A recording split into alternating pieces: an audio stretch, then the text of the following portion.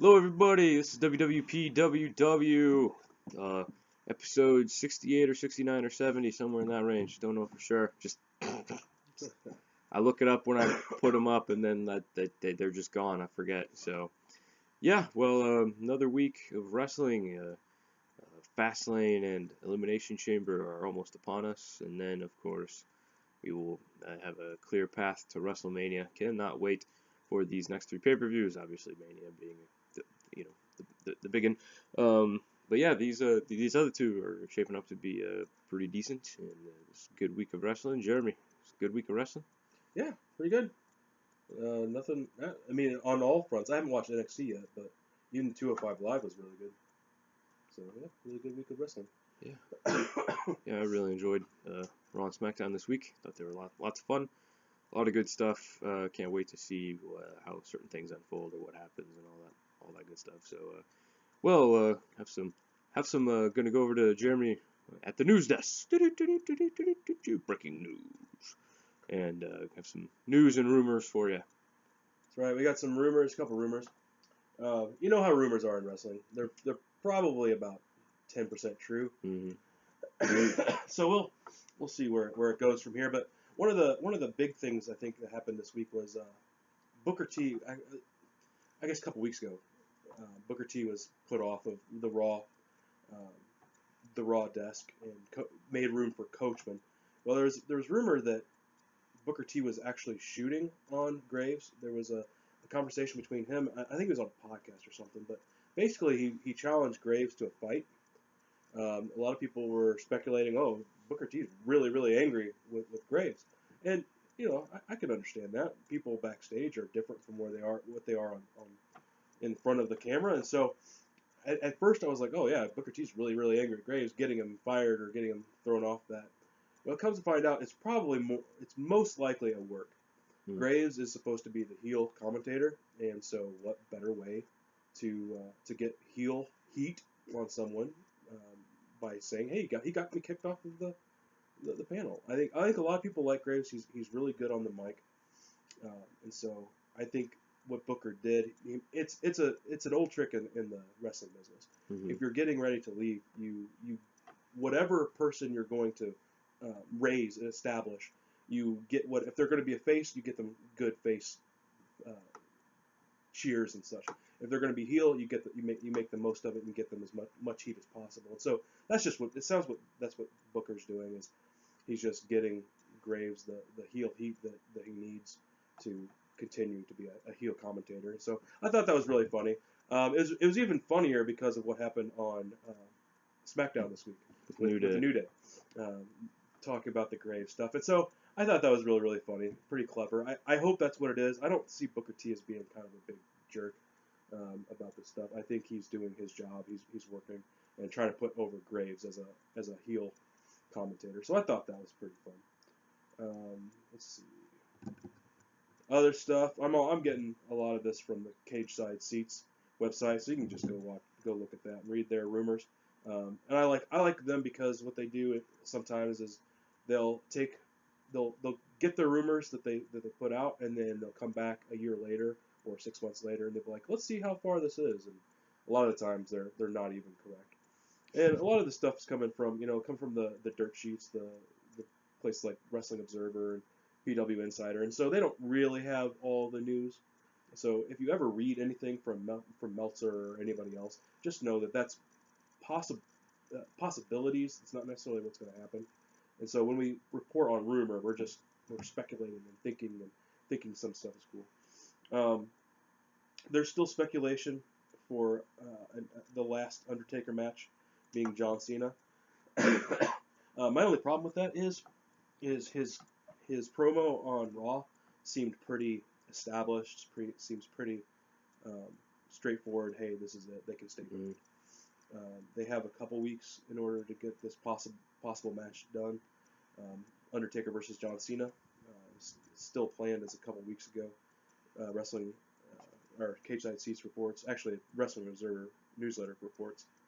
But they probably won't do anything until after Elimination Chamber. I'm interested in seeing that. I think now the Undertaker has had, was it hip replacement or something? I think. Whatever surgery he had. I think now is a good time for him to, try to get back in the ring. I think it'd be fun to see him at least one more time. I'd like to see him and AJ Styles. Yeah. I think I watched Wrestling with Regret did top 8 people he would like to see wrestle AJ Styles, which the list is dead on. I like to see Johnny Gargano before everybody, but his number one was to see Undertaker versus AJ Styles. I think that would be a fun match. So there's that. There's also reports that Bobby Lashley will be coming back to the WWE, and one of his first major matches will be against Lesnar, but that all depends on if Lesnar stays after WrestleMania. His contract's up in April-ish, and so we'll see what happens with that. Yeah, I think that's all the rumor that I was interested in. Outside of, actually, there's another rumor that Asuka will be challenging, not challenging Alexa Bliss for the title, but challenging Charlotte for the SmackDown title. The rumor is that it'll be at WrestleMania. It will be Asuka versus Charlotte, which is the better match in the first place. That match could be really good. And then Alexa versus Nia, which is quite interesting. It makes us want to, like, this possible news, these rumors makes me want to watch the next episode of Raw, because it's supposed to be Nia versus Asuka, and that stipulation, I'm interested in seeing what happens with that match.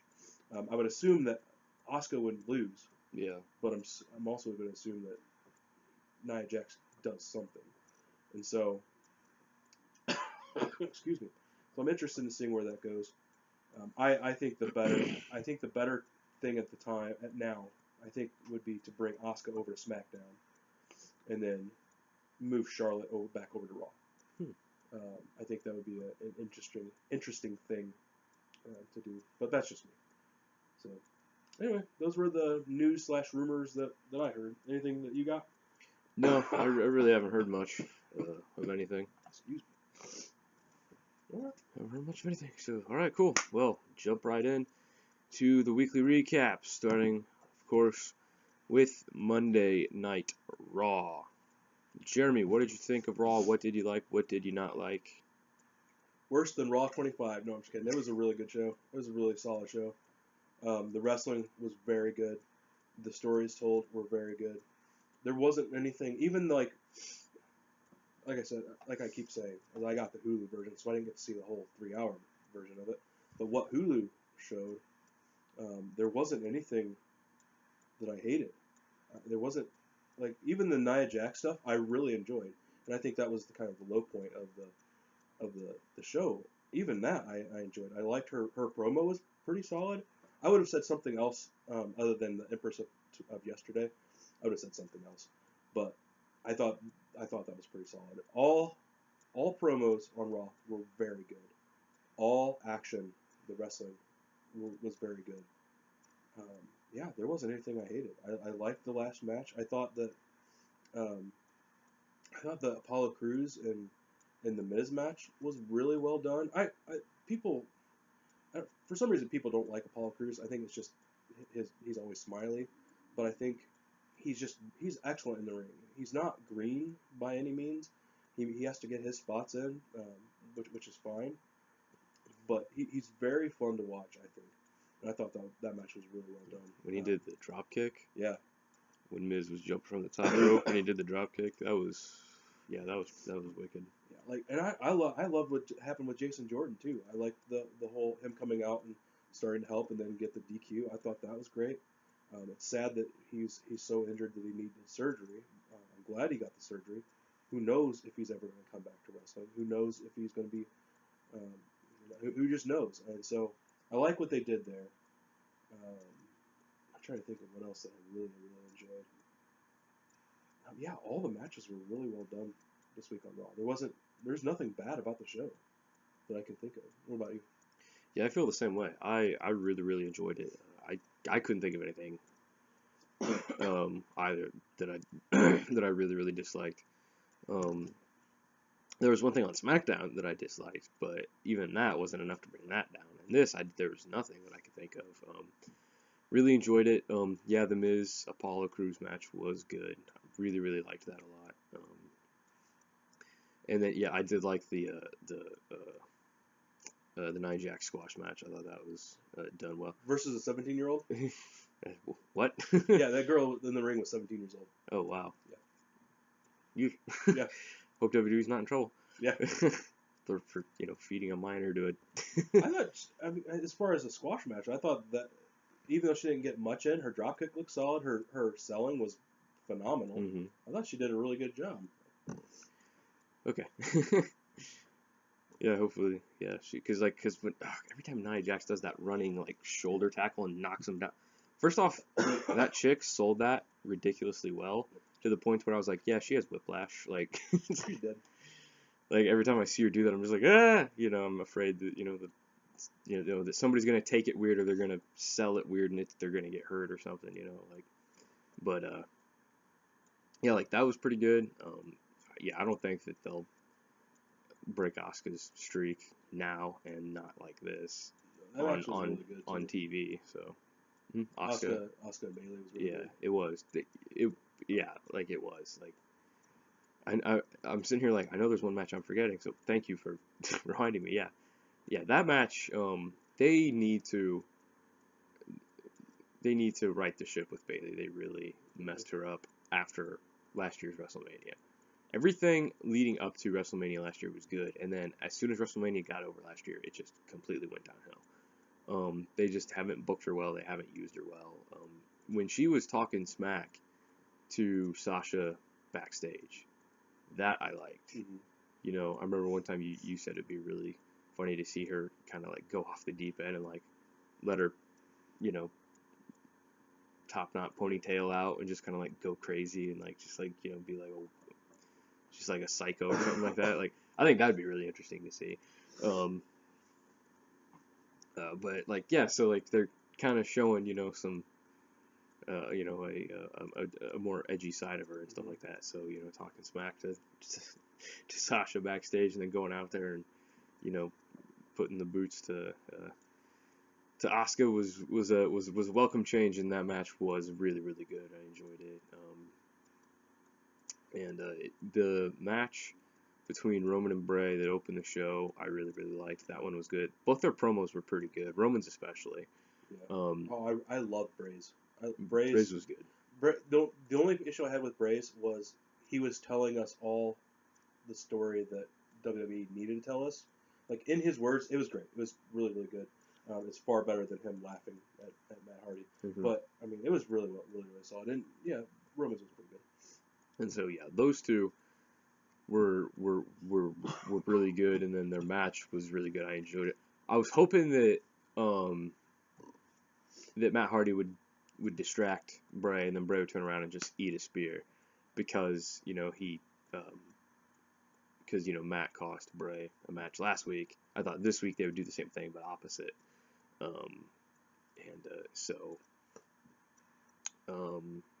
Can't think of any other matches besides the main one, besides the main event. Yeah, those are the only ones that I remember from. I can't remember anything, but the tag team match with the Bar. Well, that was the main event. No, the main event was the triple. It was a triple threat. Triple threat. It was Braun Strowman. Right. John Cena and for the all right, yeah, I was yeah. The tag match, sorry, yeah, the tag match I really liked. That was good. Mm-hmm. Both guys, both teams, each guy having a good shining moment and stuff in the ring. It was really good, really enjoyable. I liked,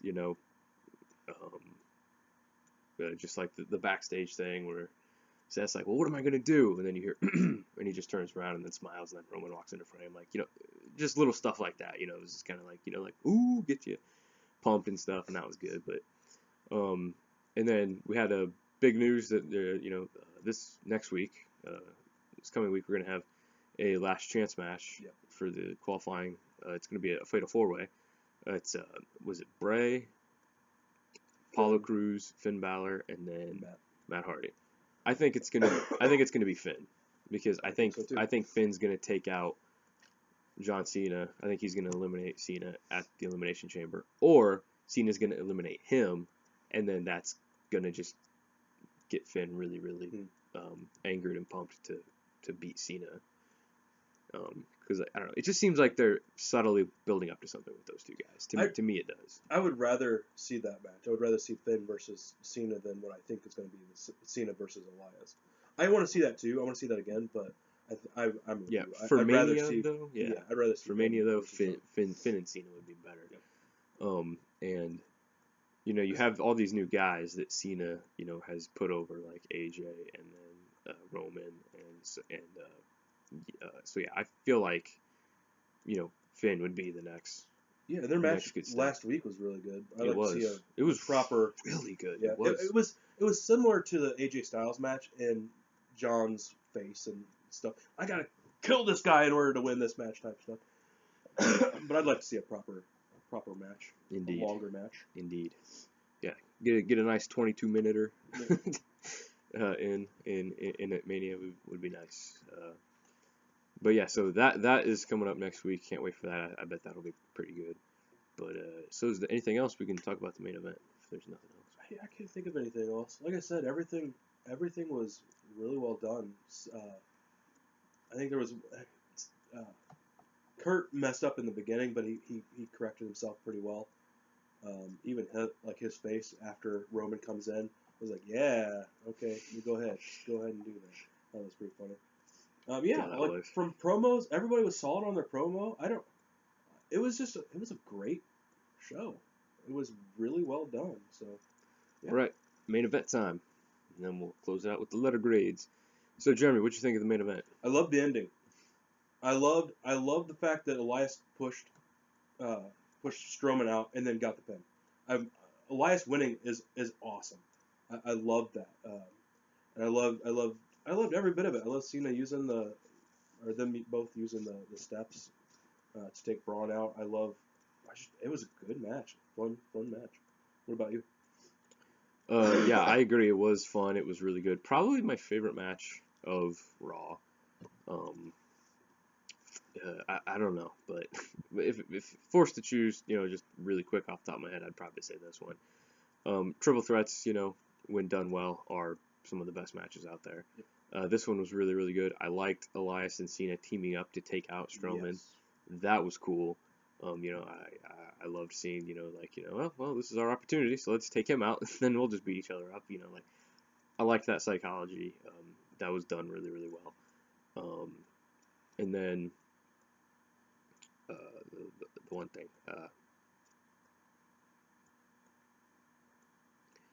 Yeah, the ending. Sorry, gosh. I was like, the thing that's opposite of the beginning. What's that called?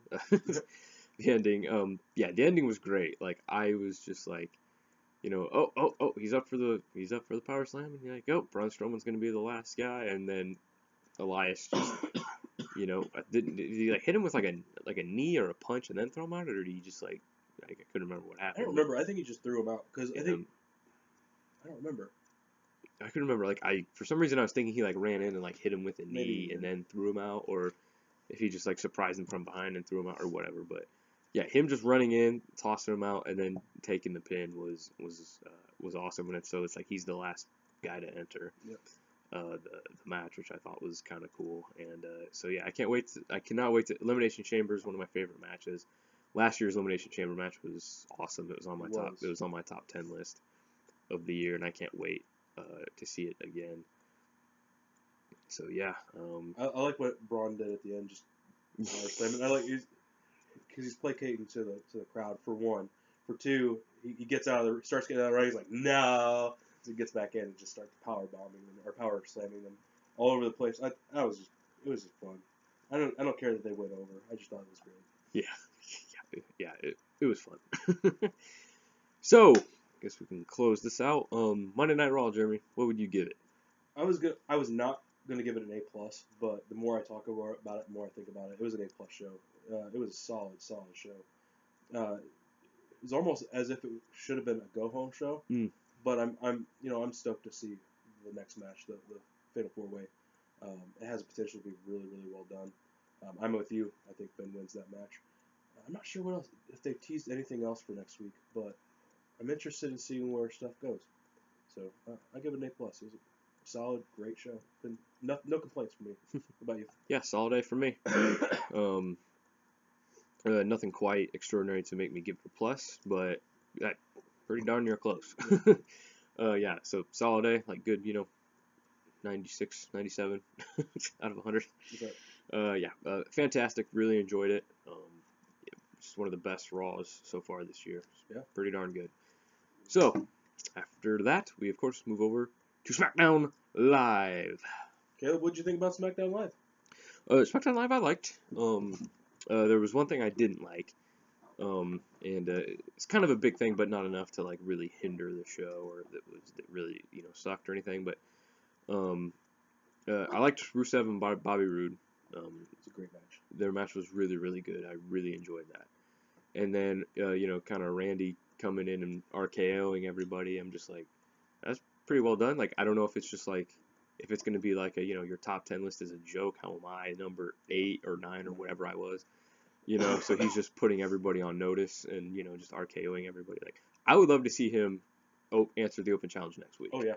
I want to see Randy Orton, because I think that would be a great match, him and Bobby Roode. Because I think they tag up a couple weeks, a month ago, something like that, against somebody. But, so yeah, I would love to see them team up. That would be awesome.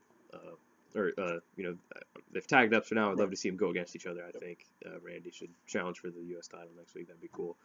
The opening was pretty good. I liked the back and forth between Shano and D-Bry. That was pretty good. And like Shane was like kind of shaky in his delivery, which made his like emotion. He talked about. He's like, this is very hard for me to say. And so it made it totally believable. Yeah, and it was really good. And I wonder if he struggled if he actually with those lines, because those lines, if he knew Daniel Bryan and knows how much he wants to be in the ring, man, I don't know if I could say those lines. I know that's his job, but man, those lines were emotional. They were, yeah. So yeah, like I was just like, man, his voice is really shaky. Like he's either doing just a really good job acting on this, or like he actually is kind of having a hard time, doing that. And I could see, because Shane's, seems like a nice guy. So like I'm sure that he could, really empathize and be like, man, this is gonna be tough, So, that was really, really, really well done. And then, so yeah, that I know some people, whether jokingly or not, like they'd be like, oh yeah, they're just stealing the limelight from all the superstars they said that they were gonna, give all the opportunities to and stuff like that. But it's like, yeah, I get that. I totally do. And it is kind of a little like, here we go again. Shane's in another, high profile feud type thing. But I mean, when it's good though. And this has been pretty good. And this promo, this whole opening segment was pretty good. Yeah, AJ coming out. I can't remember what all happened with him when he came out. Do you remember? Basically, he's just like, I'll fight anybody. You guys just need to get out, stop. Okay. Basically, stop being babies. I mean, there's so much happened, so much good stuff happened before and after AJ came out that I guess I just kind of had trouble remembering that. So yeah, the opening was good. Rude versus Rusev was good. Just really enjoyed that. The Usos promo, that was amazing. Yeah, their promos game. Thank goodness they stopped with the bars. Got rid of the bars. Yeah, that was really silly. The sound effects wouldn't have been that bad, but the sound effect and with the graphic was really silly. But yeah, their promo was good.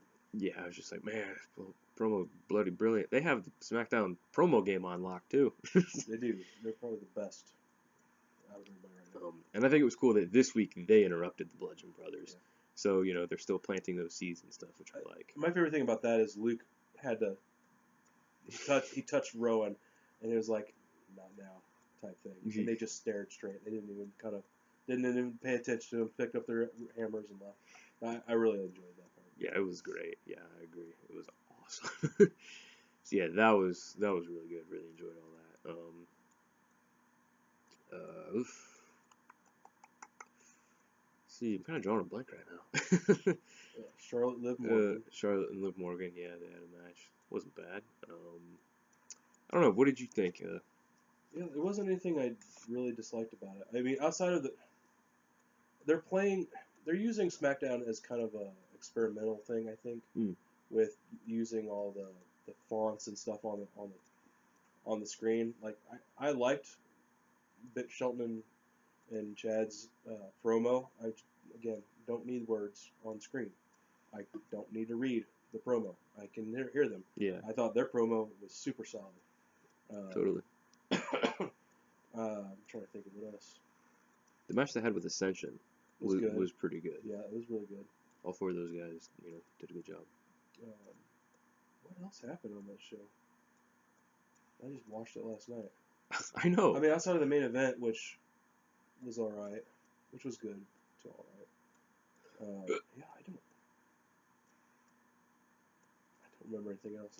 That's weird. I know it's totally weird. It's just like that's like about all I. Yeah, I think about all the I best moment was Randy Orton coming in and RKO everybody. I agree with you. It's that why am I number 9? Like I just took everybody out. I thought everybody sold the RKO. I thought the first RKO on Rude was well placed and well done. Rusev always takes the RKO horribly. Yeah. But he's safe when he does it. It's just horrible. Yeah, I thought Rude versus Rusev was really well done, really good. I think that's good for Rude because I know when he came in, his matches weren't all that great. But now Rusev coming in with Rusev, that was a good match. I can't wait to see Orton versus Bobby. I would like to see all three of those guys in the ring. A triple threat That'd be with awesome. Randy and I mean if they're gonna not put the belt on Randy, at least protects Randy in that. I don't think Randy cares anymore. Which is fine. Dude's paid his dues. Dude's amazing in the ring. He's safe in the ring, and he's old school. He's more old school than a lot of the guys now. Which is good. I think him and Bobby, their styles would work well together. Excuse me. Trying to think what else. They made a match for next week with Ziggler versus Baron Corbin.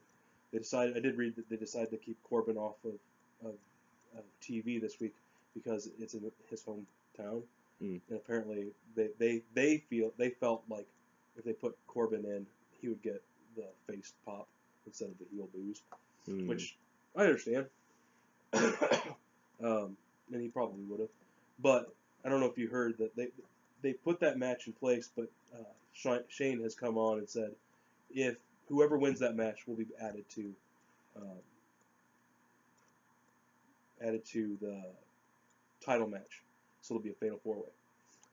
At Fastlane. At Fastlane, and so I don't know who it'll be. I'm hoping for Corbin, but it'd be interesting if they continue this Ziggler push. Like I would like to see Ziggler win, and then put the belt down again. Like I don't need this either type thing. I think that would be kind of funny. That would be. It would be hard to do because WrestleMania is the month after Fastlane. Something like that. It's coming up really quick, so I don't think they'd have time to do a tournament for the WWE title. Yeah, probably not.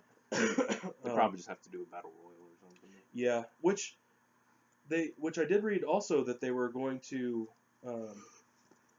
the Andre the Giant Battle Royal, since his documentary's coming out on HBO, they're getting ready. They're looking to push it. So, what bigger of a catalyst to say whoever wins this wins WWE Championship? That's not going to happen. Yeah, it's not going to happen, but it'd be interesting. Because they have other plans, but that'd be kind of interesting. Just thinking of something else about that. Oh yeah, so whoever wins that match next week will do that. They also showed the top 10 this week, which okay. Yeah. I don't understand it, where they're going to go with it. I think it's going to be a plot device, but I don't see how. Outside of the Randy Orton, like, I'm number 9. Let me show you who's number 9. And it just doesn't make sense because there's tag teams on it, there's women on it. Yeah. It just makes no sense. Yeah, like, I figured they would have, like I was thinking it would be like, how they have, like in boxing, or in UFC, or in MMA, all MMA, they have, pound for pound rankings, and then they have the weight class rankings. So I was thinking that they would have like, WWE, like top 10 contenders for each championship, the women's, the WWE, and then the tag team. So I thought that they would have like 3 separate top 10 lists or something kind of like that. Like, I didn't know it was just going to be something weird where, there's a tag team that's ranked in there, and then so I thought that was a little weird. Yeah, it's, who knows where they're going to go with it. It's kind of weird right now. However, it does make me want to see a Charlotte versus AJ Styles match. Yeah. No, even though I think that would be pretty interesting, pretty cool. Gone are the days that will happen outside of bringing in Mixed Ellsworth match. again, Yeah. or the mixed match challenge. But they're never going to have man versus woman again, which is too bad, because in all honesty, if that's where if they're gonna promote women's equality, that's where they need to go. Mm-hmm. They need to go man versus woman, and they can do it safely. I think Gargano and his wife have proven that they can do it safely on the independents. It's those two guys that could bring that back in, and I understand why they wouldn't do it. It's the whole beating on women, but again, in our culture, we like to say one thing and do another. Mm-hmm. And they could say like, hey, no closed fists, no punching, or no kicks to the face. Yeah. So that way they're just like, locking up and suplexing, and they're not like, punching each other. They're not punching each other in the face and doing roundhouse kicks and stuff. Like, I think you beat something done safely, and I think that's where they need to go back to. Indies do it all the time, and so anyway. Yeah, I mean, people can do more moves. You're not Hulk Hogan, who does 10 punches, a scoop slam, and then a leg drop. Yep. There's so many different things people can do now. Yeah. And anyway, what was the thing you didn't like on SmackDown? All right, so the main event was really good. Mm-hmm. I enjoyed it. I hated that there wasn't a clear winner, even though there should have been. I'm just kind of annoyed and ready for this part of the storyline to be over. I was hoping that, because it looked like Sammy was gearing up to win. And I was like, all right, cool. You let these guys put on a, potential 5-star classic at Fastlane, and then, after the match, Kevin Owens will attack Sami Zayn because he's mad that he, gets the opportunity, blah, blah, blah, whatever. Like, I was so ready for that to happen in my head watching this match, because it was a bloody brilliant match. It was really good. I really enjoyed it. And then, yeah, AJ attacked, attacked Sammy, so it was a DQ win for Sammy. So I'm just like, oh, so is that going to be the controversy that he won, but he won by DQ? So that's going to make Kevin really, really angry. Then he's going to, but no, they announced that it's going to be a triple threat instead of, a 2-on-1 handicap. It's now going to be a triple threat. And I'm just like, I love Kevin. Kevin Owens is amazing. He's one of the best heels in the company. He's a great wrestler. One of the best talkers, but I'm just like, I just want a true one-on-one with AJ and Sammy to main event. Yeah. Fastlane. I was just like, like I was just so ready for that to happen, that to be the thing, and then, it didn't. I was like, that kind of stinks. They're still kind of going with this thing, but hopefully Fastlane will be the end of it. Hopefully Fastlane will be the start of their actual one-on-one feud, and AJ can move on over to Shinsuke and just focus on that feud. And so yeah, it's kind of disappointing, and so that I really didn't like. Just that they didn't just let Sammy win and then have the match, that they had to do the whole DQ finish, and then it's going to be a triple threat now, and it's just like, ugh. Yep. Just kind of a little sigh, like, ugh. Yeah. So yeah, that's how I felt about that. Cool. Yeah, I thought it was fine, but I understand. I want to see the payoff to this feud between all parties.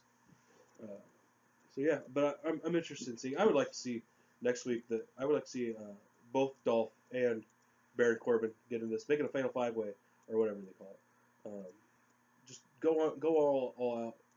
And I think they do that because, I mean, AJ's got to win, right? We all want to see AJ versus Shinsuke. Mm-hmm. I think they do. I think they do as many people in this match as possible to make us think AJ's not going to win this match. And so I wouldn't mind seeing Dolph and Corbin in that match. But yeah, that's a good point. Make you think like, oh, he's not going to win. Yeah, there's and no then, way. And then he does, and then it. 4 against 1. Come on. And then it gives him a little last momentum boost leading up to Mania. Yeah. Oh, yeah, I think that'd be cool. And plus, yeah, I think it'd be just crazy to have 5-way match all those guys in there. Yep. All those guys in there, man. That'd be way good. Oh, sorry. And that's the bottom line, because yawning is good. Yeah, yawning. So, I can't think of anything else. I can't think of anything else. All right. Well, what grade would you give it? SmackDown, I would give a B+. Raw was solid A. This I give a B+. Just had a lot of good stuff, but nothing like totally outstanding to make me go into A territory. But yeah, it was really good though. So yeah, it gets a B+ for me. Yeah, I would agree. It's a B+. There wasn't anything outstanding outside of, I mean, Randy Orton. I thought was really, really fun to watch. Him RKO everybody. So anyway, outside of that, yeah, it's a B+ for me as well. All right. Before we head out, I'd like to just plug a couple podcasts that I thought were pretty interesting.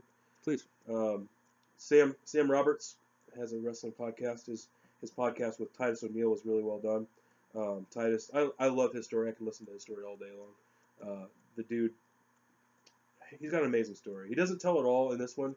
To hear a deeper one, go to Lillian Garcia's podcast. Mm-hmm. She does a really good job, really good job interviewing him.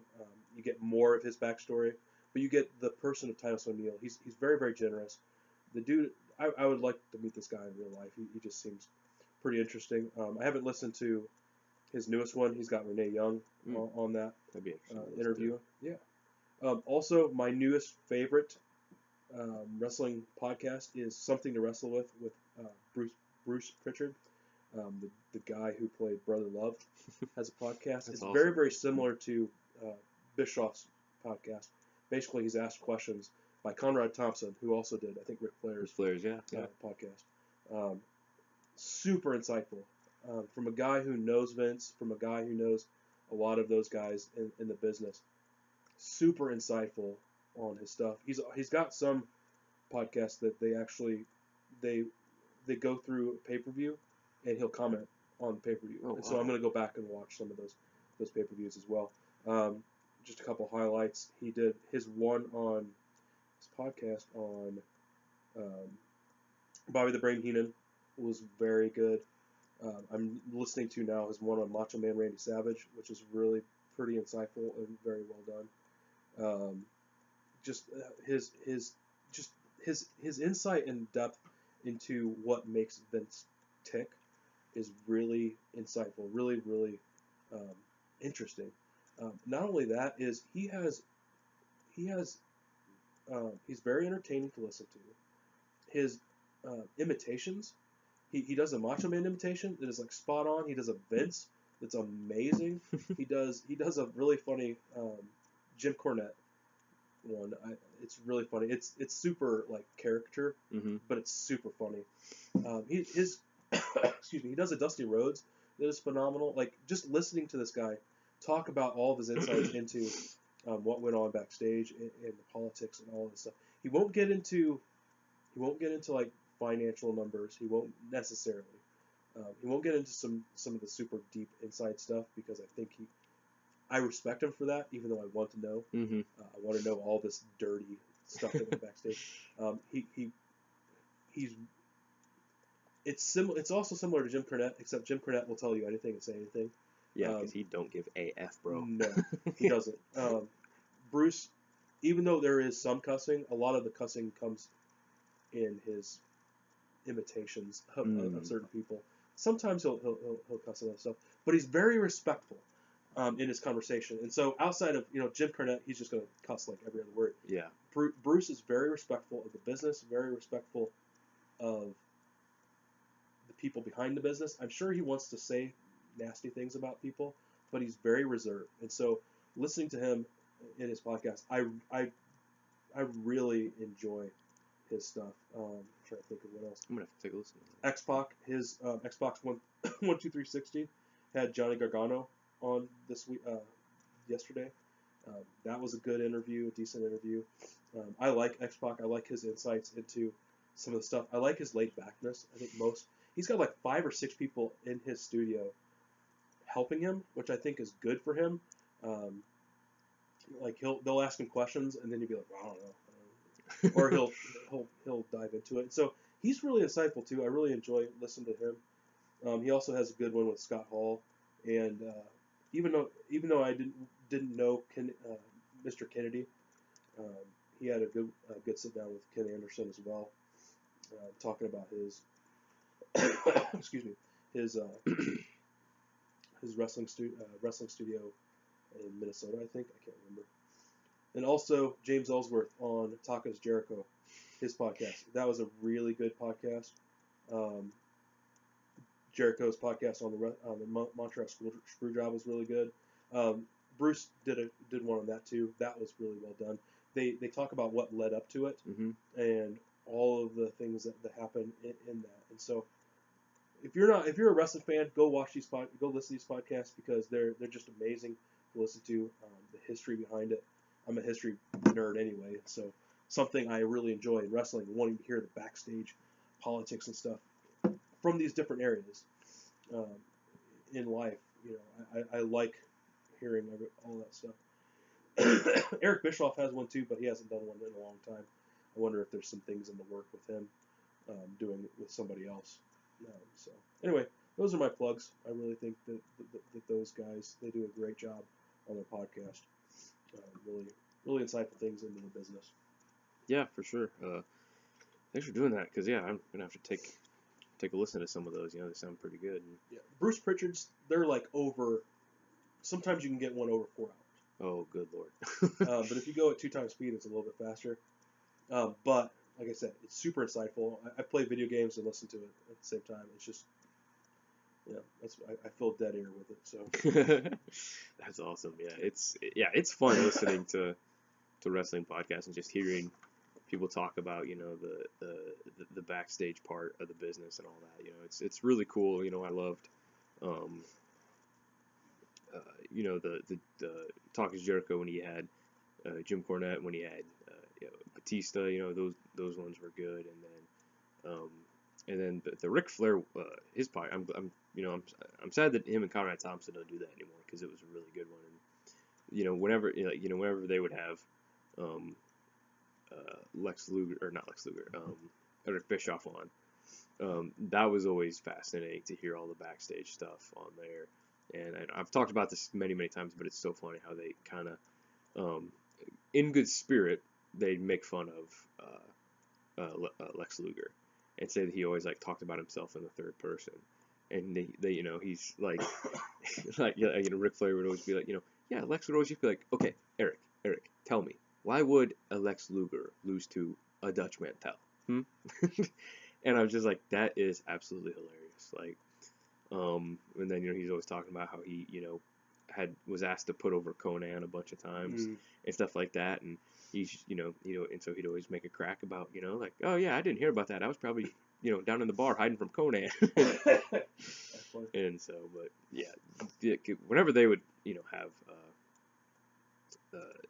guys like Eric Bischoff or JR on there to talk about the whole, because JR was a talent scout for WWE.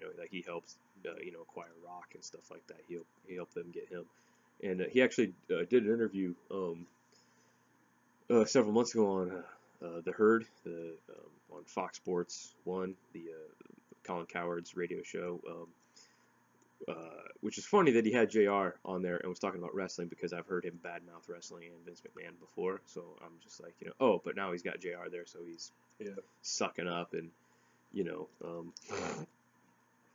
and stuff. But yeah, like so that was a cool interview here in JR. You know, talk about all that stuff. You know, it's very short. It's only like 12 minutes maybe, but because you know it's a 3-hour TV/radio show, and there's so much sports stuff to talk about. But yeah, that one was pretty good. But yeah, I'm gonna have to check out some of those. So I think Meltzer does the Screwjob one with Jericho. Yep. Because yeah, I know they did one where they talked about on the 10th anniversary of the Benoit incident. They kind of talked about his career and the incident and stuff like that. You know, and you know, yeah, Meltzer. You know, we give him some garbage sometimes, but you know, he's the dude knows the business and he's you know a smart guy. You know, we just like you know it's just more fun to give him crap. But yeah, so yeah, I'm gonna have to check out some of those. You know, Talking Jericho is awesome. His I think I haven't listened to Steve Austin's in a while. I'm gonna have to check out. I'm gonna have to check out Stone Cold's. I haven't listened to his in a really long time. But he yeah, I'm gonna have to check his out because I haven't listened to it for quite a while. But the Jericho episode he had last summer with Bruno Sammartino was one of the best podcasts I've listened to. That one was really good. So if you haven't listened to that one, check that one out too. And Jeremy just listed off a whole bunch of awesome ones that we need to go check out. So, anything else before we get out of here? I'm going to beat you at WrestleMania. Do you think you could really beat me at WrestleMania? It doesn't matter what you think. Nice, well played. That was fun. That was fun. I was gonna send you that GIF last night, but I was like, yeah, I'm gonna wait and do it on the podcast. That's funny. Don't wanna show my trump card just yet. Well, all right. I guess we can call that good. That's all of the wrestling talk this week on WWPWW. We see you next week, and I'm sure before we know it, we'll have to do our predictions for the next pay-per-view. So, True. All right. We'll see you guys next time. This is Caleb. This is Jeremy. Signing off. Peace.